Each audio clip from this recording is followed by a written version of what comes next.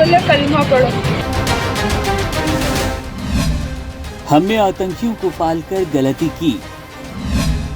पहलगाम हमले पर बिलावल भुट्टो का कबूलनामा।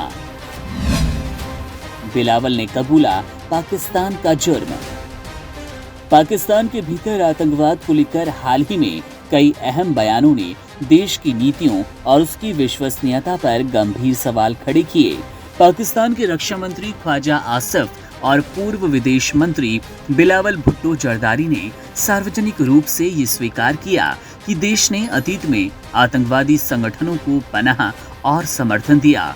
उन्होंने ऐसे वक्त में ये स्वीकार किया जब हाल ही में जम्मू कश्मीर के पहलगाम में हुए आतंकी हमले में 26 निर्दोष लोगों की जान चली गई, जिसकी जिम्मेदारी पाकिस्तान से संचालित आतंकी संगठन लश्कर-ए-तैयबा ने ली।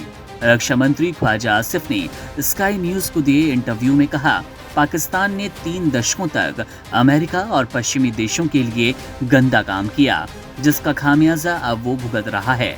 उन्होंने माना कि ये पाकिस्तान की एक बड़ी गलती थी और इसका असर देश की सुरक्षा और स्थिरता पर पड़ा।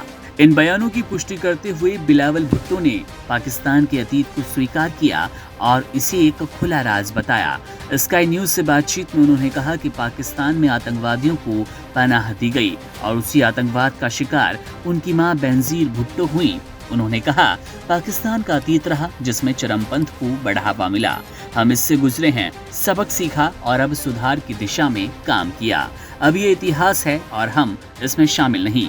हालांकि बिलावल भुट्टो का यह बयान, जिसमें उन्होंने कहा अब हम इसमें शामिल नहीं, कई विश्लेषकों के लिए सवाल खड़े करता है, क्योंकि हाल के आतंकी हमले ये दिखाते हैं कि चरमपंथी नेटवर्क अब भी सक्रिय है और भारत जैसे पड़ोसी देशों पर हमला करने की क्षमता रखते हैं। लश्कर-ए-तैयबा, जैश-ए-मोहम्मद, इन संगठनों की पाकिस्तान में मौजूदगी है और उनके खिलाफ प्रभावी कार्रवाई कमी पर दुनिया भर में पाकिस्तान की किरकिरी होती है। मीरपुर खास में एक रैली को संबोधित करते हुए बिलावल भुट्टो ने यह भी कहा कि पाकिस्तान शांति चाहता है, लेकिन अगर भारत ने उकसाया, विशेषकर सिंधु जल समझौते के संदर्भ में, तो पाकिस्तान युद्ध के लिए तैयार है। उन्होंने कहा, हम युद्ध नहीं चाहते, लेकिन अगर किसी ने हमारे सिंधु पर हमला किया तो उसे मुंहतोड़ जवाब मिलेगा। इन बयानों ने एक बार फिर पाकिस्तान की दोहरी नीति को उजागर किया, एक और शांति की बात और दूसरी तरफ युद्ध की धमकी। इसके साथ ही आतंकवाद के खिलाफ कार्रवाई को लेकर पाकिस्तान की प्रतिबद्धता पर भी संदेह बना हुआ है। अंतर्राष्ट्रीय समुदाय के लिए एक बार फिर सोचने का विषय बन गया कि क्या पाकिस्तान वास्तव में अपने अतीत से सबक लेकर आगे बढ़ना चाहता है या फिर ये बयान केवल अंतर्राष्ट्रीय दबाव को कम करने की एक रणनीति है। Subscribe to One India and never miss an update.